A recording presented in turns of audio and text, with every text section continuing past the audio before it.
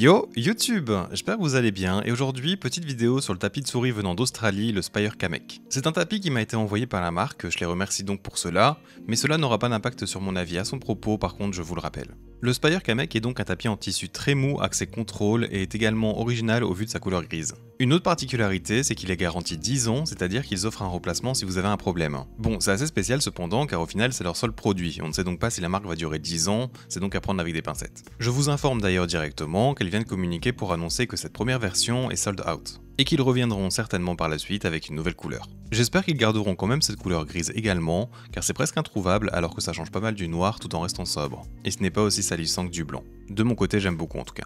Dans cette publication, ils disent qu'ils vont essayer de fixer en fait quelques problèmes mineurs qui seront les problèmes que je vais sûrement parcourir dans ma vidéo. Avant de commencer vraiment l'analyse de ce tapis, je te rappelle que comme d'hab, si ce genre de contenu te plaît, tu peux t'abonner à ma chaîne pour ne rien rater. Et également lâcher un petit pouce bleu pour m'aider au référencement. Merci à ceux qui prendront le temps de faire cela comme d'habitude.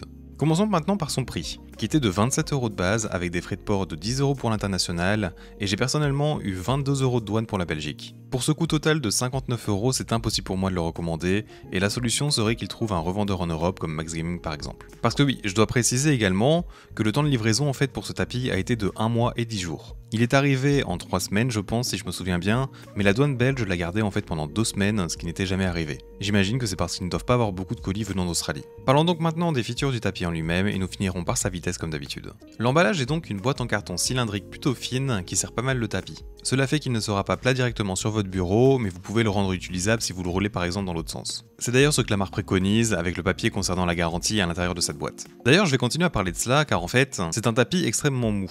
Presque comparable à la catégorie X-Soft de chez Artisan. Et c'est d'ailleurs ce qui pour moi rend ce tapis vraiment intéressant car vous pouvez en fait contrôler votre force d'arrêt ou même votre vitesse de tracking si c'est quelque chose que vous maîtrisez. Et pour cela il vous suffit juste en fait d'exercer de la pression sur votre souris pour qu'elle se freine en s'enfonçant dans la mousse. Cette mousse donc agit un peu en mémoire de forme car en fait elle redeviendra toujours à son état normal.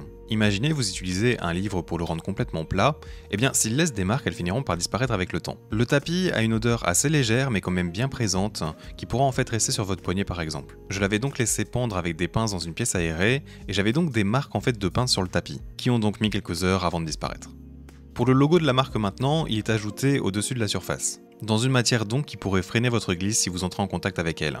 Cependant, il est assez petit et bien dans le coin inférieur droit, je doute que ce soit vraiment un problème pour qui que ce soit. Le Spire Kamek a donc une longueur de 48 cm sur 40 cm de large, qui est un peu plus petit que les artisans mais qui est tout à fait acceptable et mieux que pas mal d'autres tapis finalement.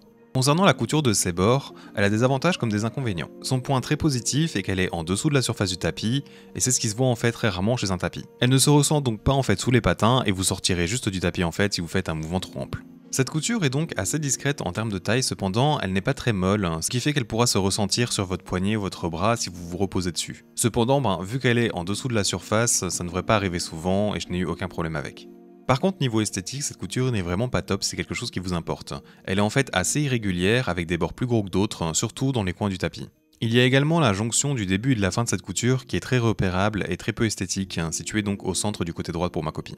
Personnellement, je n'accorde pas trop d'importance à cela, mais c'est quelque chose dont je dois parler. Passons ensuite à sa base adhérente. Elle est assez originale, je n'ai jamais vu en fait ce pattern sur mes 60 autres tapis de souris, et sortie de boîte, je la trouvais vraiment pas mal. Cependant, après quelques temps de jeu, elle a perdu pas mal de son adhérence, et mon tapis bouge en fait de quelques centimètres après ma session, donc ça va encore, mais si vous avez un certain type de bureau qui n'adhère pas très bien, je pense que vous pourriez avoir des problèmes.